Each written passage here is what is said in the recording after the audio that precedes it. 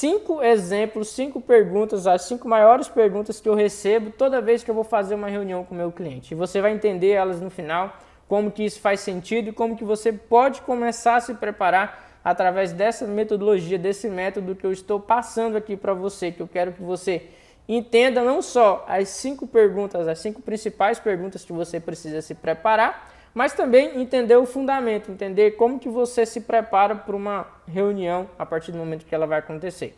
A primeira coisa que você se pergunta, você que é eu quando eu comecei meu escritório, que não tinha tanta experiência prática, né? Não tinha basicamente experiência prática para atender os meus clientes, sempre nessa primeira reunião que a gente ia fazer, que eu iria fazer com esse meu cliente, sempre eu tinha uma apreensão.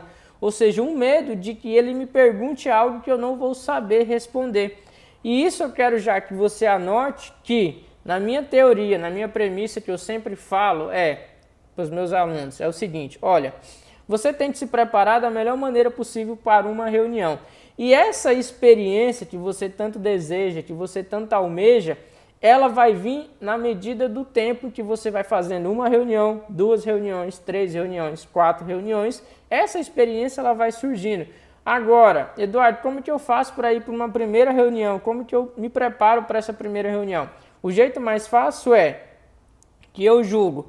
Eu te dar essas 5 principais perguntas, não são só essas, mas você saber que existe um roteiro, existe uma lógica de perguntas que sempre esse cliente vai te fazer. Isso é o principal ponto mais importante. E na medida que eu fui fazendo uma reunião, 2 reuniões, 3 reuniões, centenas de reuniões que a gente já fez, que eu já fiz com todos esses clientes, eu comecei a entender um padrão de perguntas. Basicamente, sendo bem claro, as perguntas geralmente são sempre as mesmas.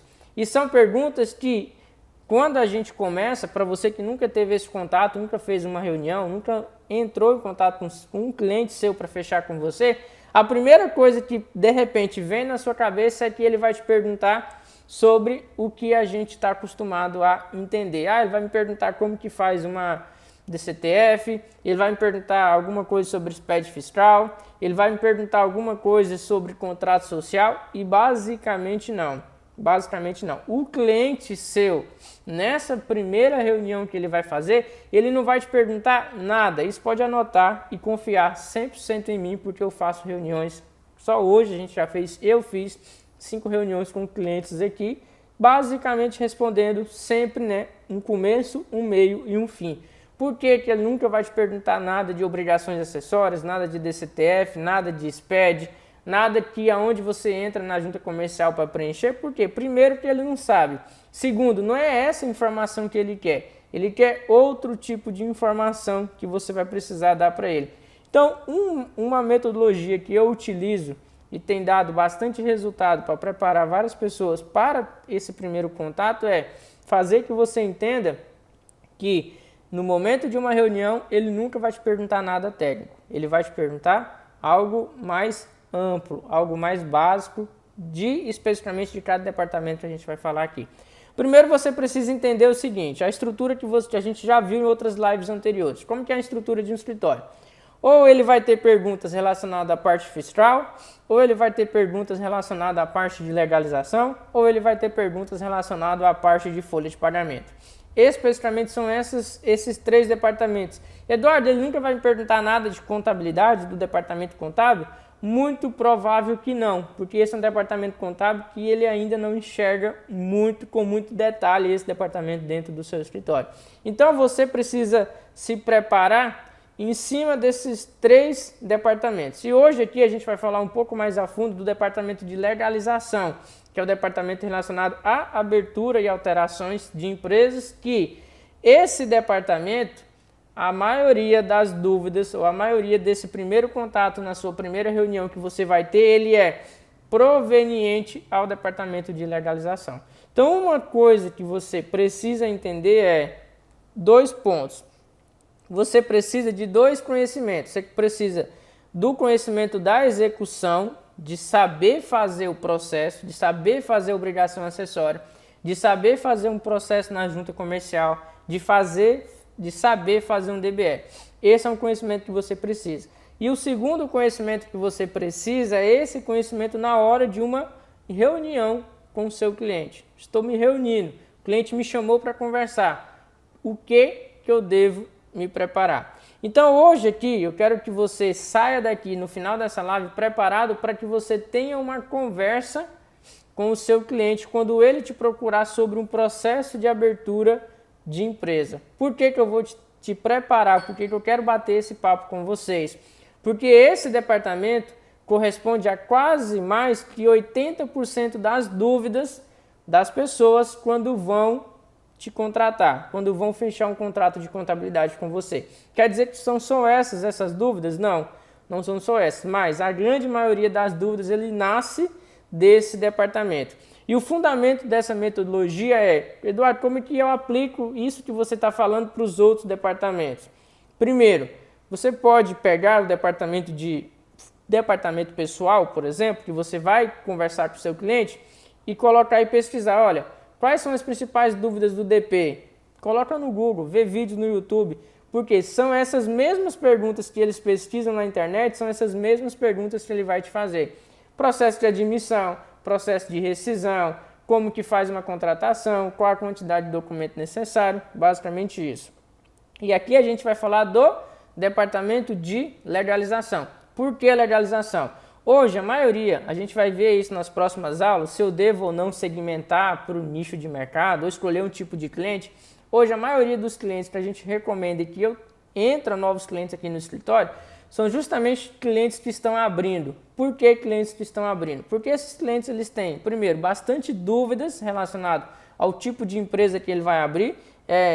Provavelmente, talvez já chegou alguém em você perguntando, Eduardo, ou você, como que você faz uma abertura? Por onde você começa? O que eu preciso saber? Quais documentos necessários? Então, esse tipo de cliente é um cliente que procura e busca muita informação exclusivamente na internet, exclusivamente de pessoas que têm essa informação. E na cabeça do empreendedor, na cabeça do empresário, quando ele vai abrir uma empresa, a primeira pessoa que nasce na frente dele como a pessoa que vai ajudar ele especificamente é nós, profissionais contábeis.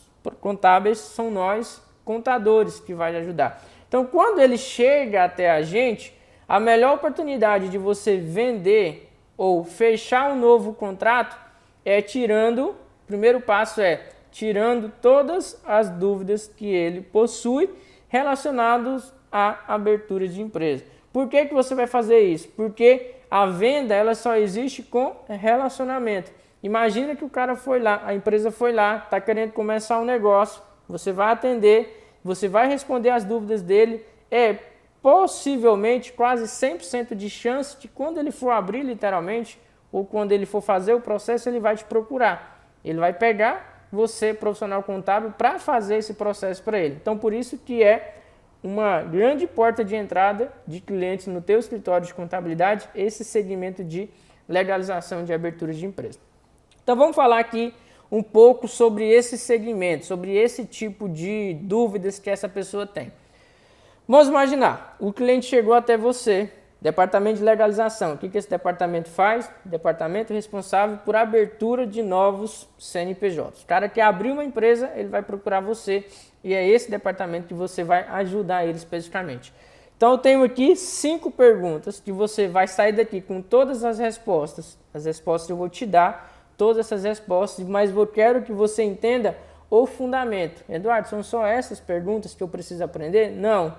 Aprende mais, pesquisa, entenda mais o processo de abertura de empresa. E quando ele te perguntar, sempre vai surgir essas perguntas aqui, eu te garanto especificamente. Primeira delas, então você pega papel e caneta e começa a anotar cada uma delas que a gente vai bater papo. E se você tiver dúvidas, qualquer outra dúvida, coloque nos comentários que a gente responde também. Primeira delas, quando a pessoa vai abrir um CNPJ, o cara quer começar um novo negócio. Tem um tipo de empresa que é muito falado por vários motivos. Primeiro, tem várias propagandas, é um regime tributário muito conhecido. A maioria das pessoas já conhecem que é o microempreendedor individual. Então, quando a pessoa chega no meu escritório, Eduardo, estou querendo abrir uma empresa. A primeira, ou de longe, a primeira pergunta que ele me faz é, Eduardo, será que eu posso abrir a minha empresa como MEI, como um microempreendedor individual? É possível eu abrir a minha empresa nessas condições? E o que você, profissional contábil, que está aqui nos assistindo, que está aqui investindo o seu tempo, você tem que entender sobre isso. Primeiro, o regime tributário MEI realmente é um regime eu sempre falo isso para os meus clientes, é para pequenas empresas que estão na informalidade. Então, nesse regime especificamente, o que você já vai fazer? Além dessa resposta que eu vou te dar, você vai tentar estudar e se aprofundar tudo pelo MEI, porque todo mundo que te procura, todo mundo que vai começar um negócio, ele quer ser MEI. Por que ele quer ser MEI? Porque o Sebrae fala para ele que MEI é a melhor opção, porque ele sabe que o MEI ele paga menos impostos, porque ele sabe que o MEI é muito mais fácil, ou seja, ele tem só os pontos positivos do microempreendedor individual. E aqui cabe você a dar uma orientação para ele se realmente aquele modelo de negócio que ele está querendo abrir, que ele está querendo começar, se encaixa ou não nessa modalidade. Porque se não se encaixa, você vai ter que orientar ele, olha, esse modelo não se encaixa ao teu tipo de negócio que você quer abrir. Mas você tem essa e essa opção de realizar a abertura. Então, qual que é o grande principal parâmetro se um CNPJ pode ser MEI ou não? Hoje eu atendi uma cliente, né, uma das 5 clientes que eu atendi, que ela veio o seguinte: Eduardo, será que eu posso abrir como MEI? Primeira pergunta que eu faço é, primeiro, aqui, para a gente passar, a gente vai falar sobre isso amanhã, que é a precificação, quanto eu cobro, para eu poder dar qualquer coisa para ela, orientação, dúvida, responder dúvida, eu preciso fazer eu chamo de checklist, entender o negócio dela por completo para saber qual o melhor tipo de regime indicar. Então, o que eu sei sobre o MEI, que eu já tenho na minha mente e você precisa ter? O MEI tem regras, é um benefício, realmente, você paga um percentual muito barato de imposto, mas ele tem regra. Então, a primeira regra que você já deve saber, você contador, o faturamento máximo permitido é de R$ 81 mil anuais. Então, se eu já sei que o faturamento máximo permitido é R$ 81 mil, essa é uma das perguntas que eu vou fazer para ela. Fulana, qual que é a sua expectativa de faturamento que você tem para um ano? Aí ela vai me dizer, não, meu faturamento inicial é pequeno, R$ 3 mil por mês, R$ 5 mil por mês, e ali eu já tenho a informação suficiente para saber se o MEI vai ser ou não interessante para ela, vai ser viável ou não. Então vamos supor que ele diga, não, R$ 81 mil me atende, é o que eu estou começando, eu consigo esse faturamento. Então beleza, ela cumpriu o primeiro critério. Segundo grande critério do MEI que você tem que observar o MEI só pode ter um único colaborador, somente um único funcionário. Então qual é a pergunta que você vai fazer para ela? Você vai fazer para ela o seguinte, ô João, quantos funcionários você pretende ter no teu estabelecimento? Como é que é a tua expectativa de crescimento? Quantos funcionários você acha que vai precisar? E ele vai te responder, não vou ter funcionário. Ou ele vai te dizer, não, eu pretendo ter 5 funcionários. Então ali quando ele te responder 5 funcionários, e você está anotando nessa live que o MEI só pode ter um funcionário, o que você vai dizer para ele? Olha, então infelizmente o MEI não vai te enquadrar. Por quê? Porque o MEI ele só pode ter um único funcionário. Então, primeiro você pega o que eu chamo de debriefing, você pega a informação com o cliente especificamente. Ah não, se ele te respondeu que um funcionário é suficiente. Segundo critério atendido. Terceiro critério você tem mais alguma outra empresa aberta no seu nome? Não, Eduardo, eu não tenho. Então, por quê? Porque o MEI, você não pode ter nenhuma outra empresa aberta já no seu nome, senão você não consegue ser MEI. E o quarto e último critério é a atividade. Se ele cumpriu o critério de faturamento, se ele cumpriu o critério de funcionário, se ele não tem nenhuma outra empresa aberta e se ele está na lista de atividade permitida, Eduardo, como que eu sei se a atividade é permitida? Portal do empreendedor.gov.br tem todas as relações de atividades permitidas. Então, ele vai te dizer o que ele vai exercer e basicamente você vai consultar lá a atividade. Eduardo, cumpriu os 4 critérios. Então a sua recomendação como profissional realmente, se ele está enquadrado nesses 4 critérios, a opção que ele tem nesse momento mais viável e mais recomendada é o microempreendedor individual. E aqui eu vou compartilhar com você, a gente vai falar isso mais sobre amanhã, sobre precificação, mas nesse assunto tem muitos contadores tá? Tem muitos, mas eu vejo muitos colegas mesmo, que discriminam o microempreendedor individual. Ah, eu não vou atender MEI porque MEI não paga, MEI é difícil, MEI é não sei o quê. Sim, eu penso assim, tá? Comigo, é a minha opinião. E é a opinião que eu compartilho. Um MEI hoje pode ser um cliente futuro seu amanhã, especificamente. E não é porque o MEI não paga, mas não é que ele está acostumado a fazer tudo gratuito pelo Sebrae que você tem que fazer o serviço gratuito. Se ele quer o serviço gratuito, ele vai no Sebrae. Mas aqui eu quero compartilhar com você uma estratégia que eu faço e que já vi vários alunos nossos fazendo e convertem bastante MEI, oferecendo uma solução para ele especificamente. Então, qual que é o pitch de vendas? O que eu uso como argumento? Se caso essa pessoa chegou para você, cumpriu esses 4 requisitos e vai ser MEI, você vai ficar triste, falar, poxa, não vou abrir mais a empresa desse cliente porque MEI não vai pagar. Não, você não vai recomendar uma microempresa só porque você quer um cliente, sendo que ele pode ser MEI. Seja profissional, seja ético. Então, mesmo que ele possa ser MEI, vamos oferecer uma solução para ele. E qual que é a minha solução que eu tenho aqui no meu escritório? Primeiro eu ofereço para ele uma consultoria na abertura. Aí você vai me dizer, aí ele vai estar na cabeça dele, ah, Eduardo, mas o Sebrae abre de graça. Então vamos lá, eu sei, o Sebrae abre de graça, mas tem gente que quer abrir de graça e tem gente que não quer abrir de graça, não quer ter a demanda de abrir o processo. Então o que eu faço? Olha, você quer que eu te mande um orçamento de abertura do teu MEI? Aí antes que ele tenha essa objeção na mente dele que o Sebrae abre de graça, o que eu faço? Eu falo, olha, é o seguinte, aqui você vai mandar os teus documentos, tudo pelo nosso WhatsApp, você vai mandar em um dia, a gente já faz a abertura do CNPJ para você, já te manda, você evita ter que ir lá no Sebrae, de repente lá no Sebrae tem que ter agendamento, e realmente tem. Imagine, se ele é um prestador de serviço, quanto que ele vai deixar de ganhar por estar indo lá no Sebrae, agendando, fazendo esse processo de abertura, sendo que ele poderia contratar a gente a abrir. Eduardo, tem gente que paga? Claro que tem, a gente abre muito MEI. Tem gente que não paga, Eduardo? Tem, mas nós vamos focar naqueles que pagam. Então esse é o primeiro passo. Então eu vendo a abertura de CNPJ de MEI também, mesmo que outros órgãos fazem isso de graça, mas eu vendo caso ele queira, comodidade, praticidade, rapidez, ele não vai precisar ir no Sebrae e a gente vai fazer todo o processo para ele. Então é uma forma de você também, o MEI, ser um cliente seu, também é uma possibilidade. Eduardo, e o contrato mensal? Há a possibilidade de cobrar? O cliente vai embora? A gente também cobra se ele quiser.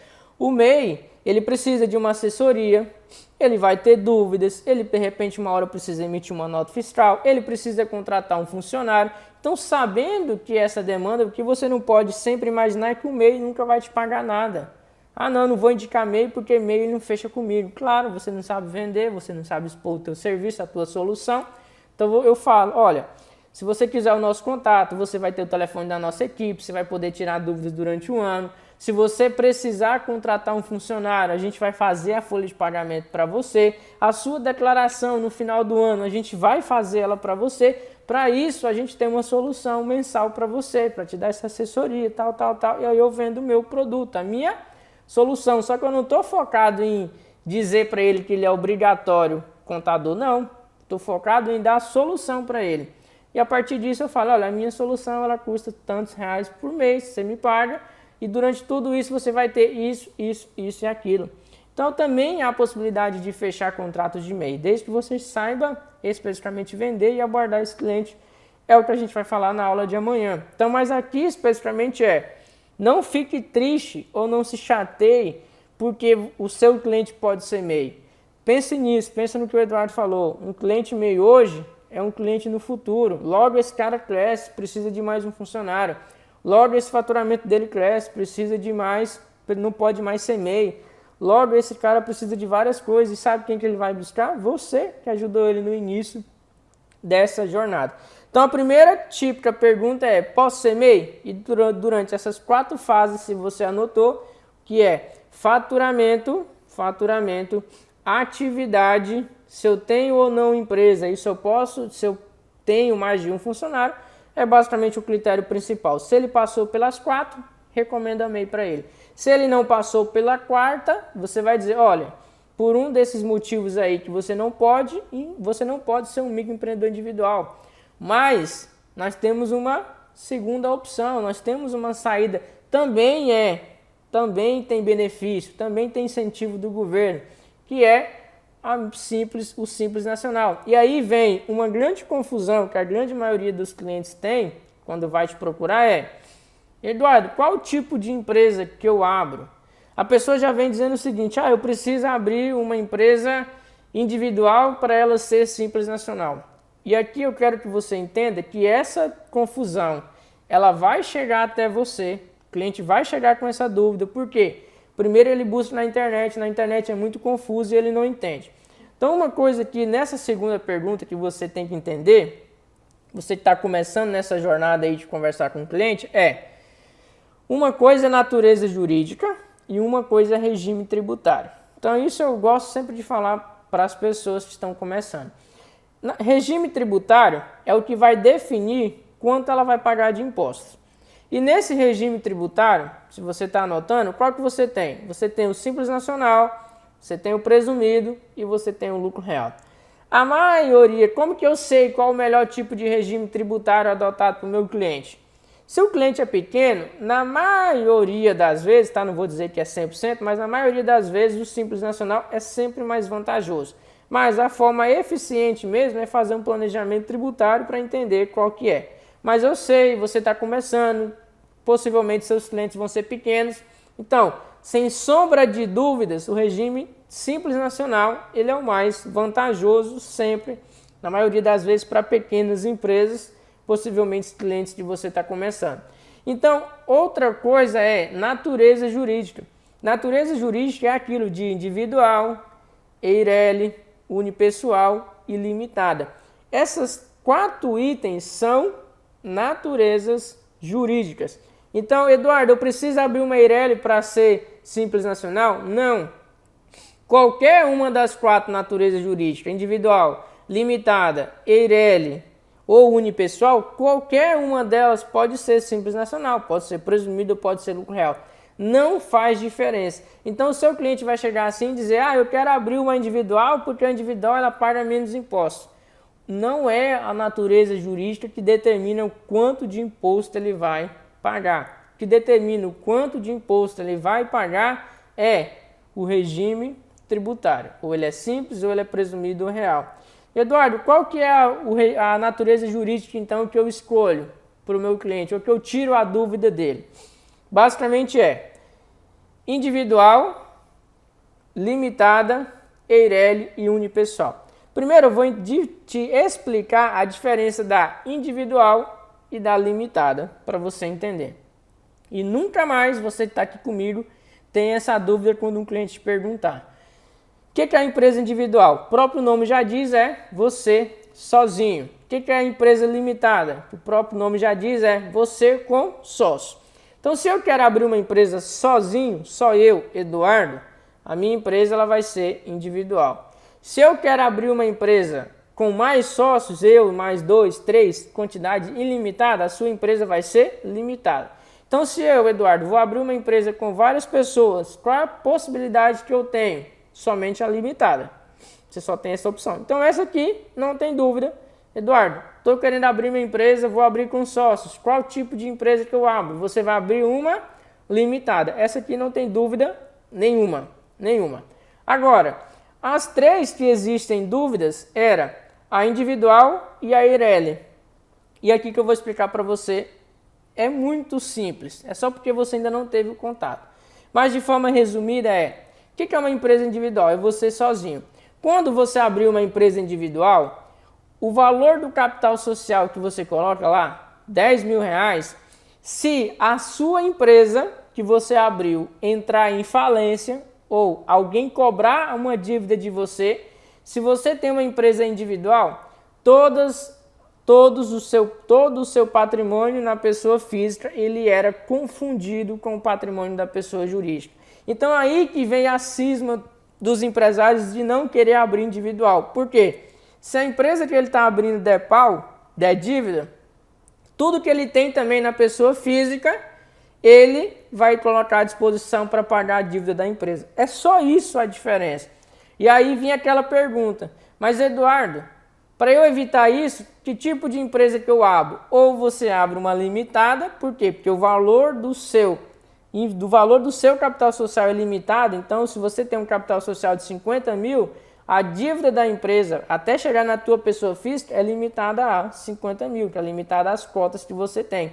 E aí vinha uma seguinte incógnita. Eduardo, eu quero abrir uma empresa individual, eu não tenho sócio para colocar, então algumas pessoas, para não abrir individual, o que fazia? Colocava um sócio com 1% só para ser limitada, para não colocar o patrimônio da pessoa física à disposição. Era uma alternativa que algumas pessoas faziam. Agora, aquela pessoa que não tinha ninguém realmente para colocar como sócio e também não queria que o seu patrimônio na pessoa física se confundisse com o da empresa, qual que era a opção que ele tinha na época? Era a Eireli, que era uma empresa individual, porém a responsabilidade era limitada. Porém, para isso acontecer, o que é isso? Eu tenho uma empresa individual, onde o meu patrimônio pessoa física não se confunde com o meu da pessoa jurídica. Agora, nessa empresa que era Eireli, especificamente, tinha uma regra, que a regra era, olha, o valor do capital social, que é o investimento inicial para você começar o seu negócio, precisa ser de no mínimo 100 vezes o valor do salário mínimo. Então, para uma pessoa individual que quisesse abrir uma empresa que não se confundisse o patrimônio pessoa física, tinha que ter uma Eireli e o valor de investimento inicial de capital social teria que ser no mínimo 100 vezes o salário mínimo. Com isso, durante muito tempo, tinha esse imbróglio que as pessoas... Aí vinha um segundo imbróglio, a pessoa queria abrir individual, mas não tinha 100 mil reais de capital social, e aí ficava nesse impasse. Com isso, recentemente, alguns anos atrás, 1 ano ou 2 anos, não me recordo, teve uma alteração na legislação que criou a quarta tipo de empresa, que é a unipessoal. O que essa unipessoal veio para fazer? Simplesmente ela veio para extinguir a Eireli, porque agora você pode ser individual, com responsabilidade limitada e não precisa mais ter 100 mil reais, 100 vezes o valor do salário mínimo de capital social.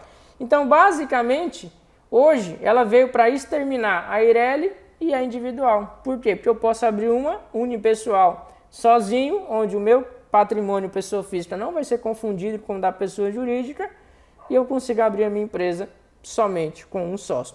Então hoje, as 2 tipos de empresas que você mais vai abrir vai ser ou ela é unipessoal ou ela é uma limitada, ou seja, com sócios, mas eu te expliquei o contexto da individual e da Eireli para que mesmo que não tenha, as perguntas ela ainda chegam, os clientes chegam querendo abrir uma Eireli e você vai explicar, olha, o motivo para você abrir uma Eireli era isso, que você não quer o seu patrimônio sendo confundido com o da empresa. Só que agora a gente tem uma terceira modalidade que foi liberada recentemente, que é a unipessoal. E lá você vai explicar que a unipessoal ela atinge todos esses mesmos fundamentos que atingia anteriormente. Então você vai passar o quê? Segurança para o seu cliente. Por quê? Quando o cliente te procura para abrir o CNPJ dele, para abrir a empresa dele, o que ele quer? Segurança. Ele quer que você detenha a informação. Então, por isso que você precisa estudar, rever, ler, anotar isso aqui, ler de novo, depois pesquisar na internet para que essas perguntas não sejam dúvidas. Percebe que aqui ele não te perguntou ainda como é que faz um processo na junta, onde que você preenche, onde que você entra, nada. Ele está te perguntando informações básicas que você precisa saber. Então, te dei duas dúvidas que ele vai ter. Que eu sei que ele vai ter, confia em mim, é 100% de certeza. Terceira dúvida que ele tem é, ainda atrelada a isso, ele fala, eu quero abrir uma ME, uma microempresa, quero abrir uma empresa de pequeno porte. Isso é porte empresarial. Porte empresarial, porte empresarial só existe 3. Ou ela é uma microempresa, ou ela é uma empresa de pequeno porte, ou ela é demais. Demais é o quê? Nenhuma, nem a segunda, então ela é demais. Essa ME e a EPP é uma subdivisão dentro do Simples Nacional. Então, se a sua empresa vai abrir dentro do Simples Nacional, é simplesmente uma divisão por faturamento. Então, ME é microempresa, EPP, empresa de grande porte. Resumidamente, não define nada. não define quanto ela vai pagar de imposto, nada. Por quê? Quem define o quanto ela vai pagar de imposto é uma coisa chamada regime tributário. E aqui você já sentou e decidiu, ou ela vai ser simples, ou ela vai ser presumido, ou ela vai ser lucro real. E regime tributário pode ser ME, pode ser EPP, se for simples, né? Se não for simples, vai ser demais, lucro presumido ou lucro real. Regime tributário simples pode ser individual, EIRELI, tanto faz a natureza jurídica. O que determina é o regime tributário. Quarta pergunta que ele vai te fazer. Tá bom, Eduardo, entendi. Separei a documentação. Esse é o tipo de empresa que eu vou abrir. Eu vou abrir uma empresa individual, vou abrir uma empresa limitada. A minha empresa vai ser simples nacional. E aí, quanto que eu vou pagar de impostos nessa nova empresa que eu estou abrindo? Essa é uma pergunta que ela vai vir para você na hora que você estiver conversando com o seu cliente. Eu sei que ela vai vir. E aqui o que você vai responder para ele? Olha, o Simples Nacional, como é que é a apuração do Simples Nacional? Daí você já tem, aqui nessa pergunta, já começa a entrar um pezinho lá no departamento fiscal, que é o departamento responsável por apurações de impostos. Então aqui você vai responder o seguinte, vou te explicar conceitualmente esses três regimes. Primeiro, Simples Nacional é um regime tributário beneficiado por parte da Receita Federal, onde dois grandes pilares que o Simples Nacional traz. Primeiro, simplificação tributária. Segundo, alíquota reduzida. Realmente é uma alíquota reduzida.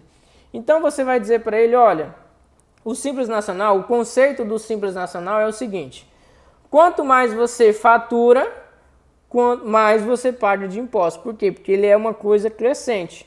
Começa pouco e vai crescendo. Ele não é uma alíquota fixa. Então não tem como você já dizer para ele, olha, você vai pagar X% de imposto. A nossa orientação que a gente faz é o seguinte, é dizer quais são as alíquotas iniciais, para ele ter uma noção, porque ele está começando o negócio dele. Então, quando bate essa pergunta para mim, qual que é a minha resposta? Eu falo, ô João, tudo bem? A sua empresa ela vai ser Simples Nacional. Olha, Simples Nacional, as alíquotas iniciais são 4% para comércio e 6% para prestação de serviço. Então, a partir do momento que você inicia o seu negócio, você vai recolher esses 2 percentuais de impostos. Agora, quanto mais você fatura, mais essa alíquota aumenta. Ah, se ele te perguntar o quanto aumenta, se ele me perguntar, eu falo, olha, ela aumenta chegando no máximo de X%, que é o máximo do Simples Nacional. Então, eu não atesto para o cliente que ele vai pagar X% de imposto. Eduardo, mas ele fica satisfeito? Claro, porque ele precisa na mente dele só uma noção, porque imagine se você não passar nenhuma noção para ele. Ah não, eu não sei nem quanto você vai pagar, o cara fica meio em dúvida. Poxa, eu vou abrir uma empresa, não sei nem quanto que eu vou pagar. Agora, você pagando, passando para ele a alíquota inicial, 4% para comércio e 6% para prestação de serviço. Você passando essa alíquota inicial para ele já é suficiente para ele se sentir conformado e respondido nessa quarta pergunta, que é quanto que ele paga de impostos na empresa dele. Eduardo, e se ele perguntar lucro presumido e lucro real? Lucro presumido, você tem mais ou menos um percentual, 16,93%. Lucro real é sem chance, não tem. Mas aqui você foca, primeiro, até você aprender, dominar Simples Nacional e lucro presumido. É totalmente suficiente para você começar o teu escritório. Mas tenha em mente que essa pergunta ela vai aparecer. O cliente vai te fazer e você tem que literalmente dar uma resposta para ele.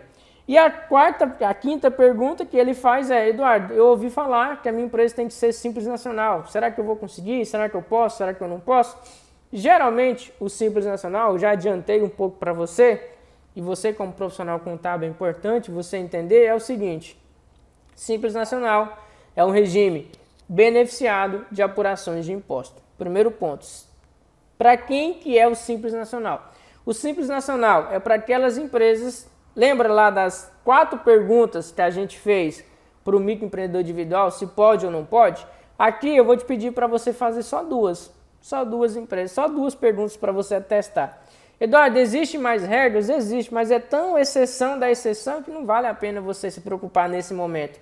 Aqui, o que eu falei no início da live? É o que vocês precisam se preocupar nesse exato momento aqui. Existem mais exceções? Existe. Mas a exceção da exceção da exceção, que acontece comigo uma vez a cada um século aqui no escritório.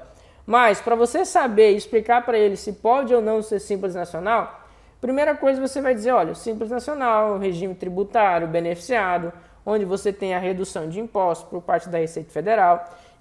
Eu sempre gosto de comparar, a título de comparação mesmo, para ele entender o que é o Simples Nacional, eu digo, olha, no lucro presumido, se você tivesse uma empresa do comércio, você iria pagar em média 16,93%. Aqui no Simples Nacional você começa pagando com 4%, então ali ele já faz conta. Poxa, então eu tenho quase 12% a menos, e aí ele começa a entender o que é o Simples Nacional. Você não precisa entrar lá, que eu vejo muita gente, né? Eu discordo, tá? Mas é a minha abordagem.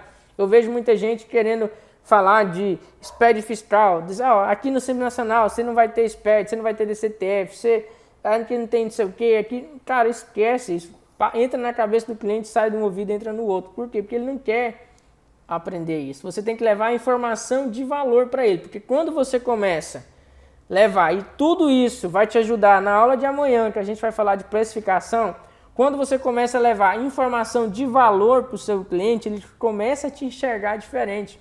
Você não vai falar para ele que o melhor tipo de empresa é a Ireli ou é a Unipessoal. Não, você vai dizer para ele o seguinte, olha, na nossa análise aqui, o melhor tipo de empresa é uma Unipessoal, porque caso a sua empresa entre em falência, aqui você está resguardado com o seu patrimônio, coloque benefícios para ele. Coloque o que ele realmente enxerga. Simples Nacional, comparação, olha, aqui no lucro presumido, você vai ter uma economia, se a sua empresa puder ser Simples Nacional, de quase 10%. Então ele já vai fazer conta. Poxa, se eu faturar 100 mil reais, economizar 10%, eu estou economizando 10 mil reais. Então esse contador aqui realmente entende o melhor tipo de empresa. Eu vou fazer a abertura com ele. Por quê? Coloque benefício. Isso é a regra número 1 de quando a gente amanhã falar de precificação. Coloque benefício. O que ele vai ter de benefício? E no Simples Nacional, você vai colocar todos os benefícios que ele vai ter e agora você vai dizer, olha, para a gente saber se pode ou não ser simples, são duas informações que eu preciso. Qual que é a tua expectativa de faturamento? Não fale o valor primeiro do limite de faturamento. Não fale isso, porque se você falar intuitivamente para ele, ele vai te responder dentro dessa faixa. Por quê? Porque ele não quer perder o Simples Nacional. Então você nem fala de valor, de limite de faturamento. Você faz essa pergunta. Olha, João, qual que é a expectativa de faturamento no seu negócio? Eu não tenho. Não, imagina se seu negócio, concorrente, algo que já tem similar, no auge, quanto que você vai faturar? 30 mil, 50, 100, 200? Qual que é a sua expectativa? Ele tem que ter uma expectativa de faturamento. E com base nessa expectativa, você vai responder. O primeiro parâmetro é, será que 4.800.000 é suficiente por ano? Se você fizer as contas, e sim, então ele já superou o primeiro grande critério. Olha, 4.800.000 é o limite máximo, então ele está me dizendo que vai faturar 30 mil reais por mês, então ele já pode ser Simples Nacional. E a segunda pergunta que você vai ter que fazer para ele é, o que você vai ter que fazer para ele? Qual que é a atividade que você vai executar? E aqui entra num processo de colheita de informações quando você está abrindo o CNPJ, que quando você vai abrir, o que eu falo para você fazer? Olha, pega uma relação de documentos, solicite a relação de documentos para ele já de uma vez só. E lá dentro dessa relação que eu compartilho, tem o seguinte, olha, qual a atividade que você vai executar? E ali eu quero que você deixe ele dizer o jeito que ele vai executar. Não vai falar para ele o seguinte, qual KINAI que você vai usar? Ele nem sabe que troço é KINAI. Quem sabe o que é KINAI é a gente, contadores. Você vai perguntar para você, se você falar isso, ele não vai te responder. Você vai dizer assim, João, você está abrindo um negócio, né? Tô. O que você quer fazer? Essa pergunta que você vai fazer. Eduardo, eu quero vender roupa, sapato, perfume, bebida. E deixa ele dizer à vontade. Diga tudo que você quer vender. Deixa ele dizer do jeito dele.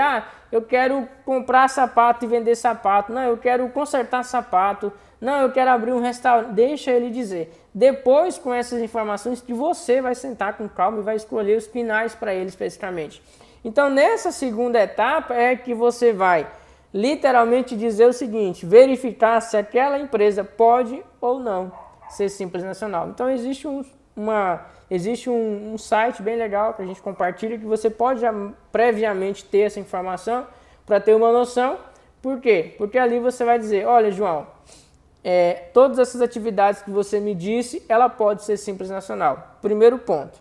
Segundo ponto: Eduardo, e se ele me dizer alguma atividade que eu consultei e não pode ser Simples Nacional? O que eu faço? O que eu faço com o Eduardo?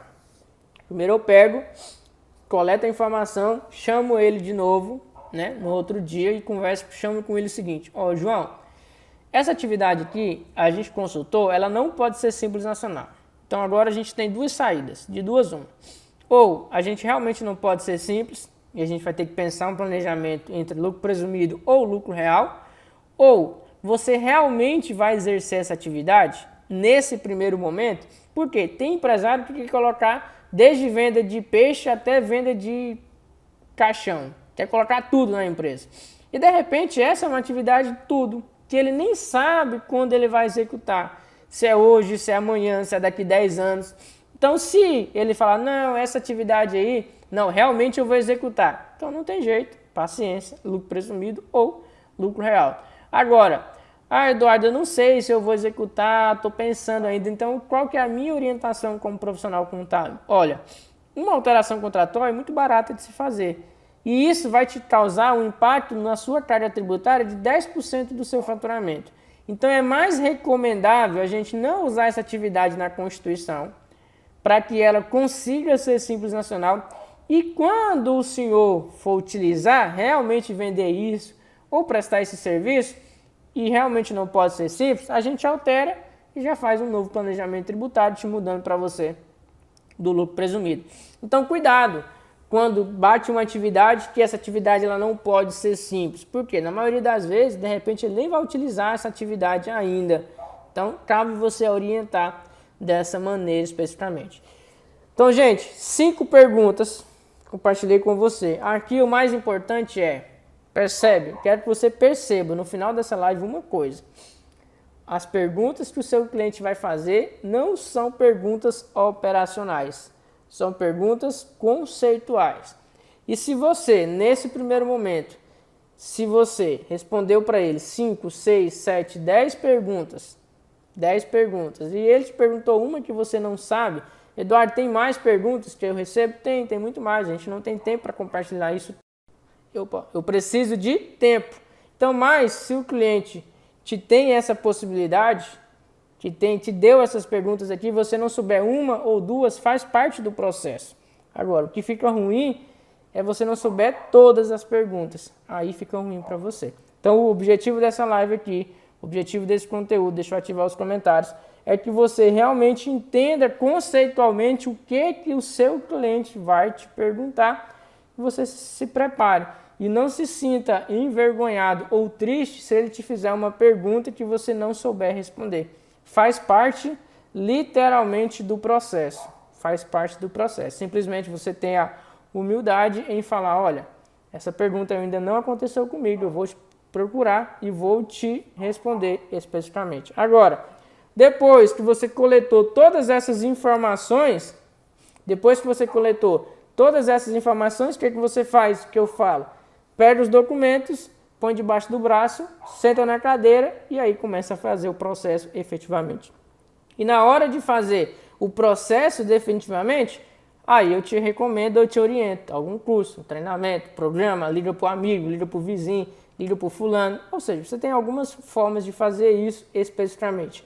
Ou você vê, depois é muito mais fácil você executar isso. Por quê?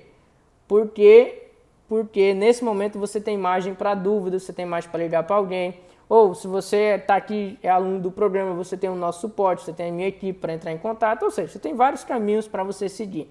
Mas eu preciso que você entenda conceitualmente, porque isso é definitivamente o processo mais, no meu método, na minha forma de trabalhar, mais eficiente de você vencer esse obstáculo e começar gradativamente a obter experiência.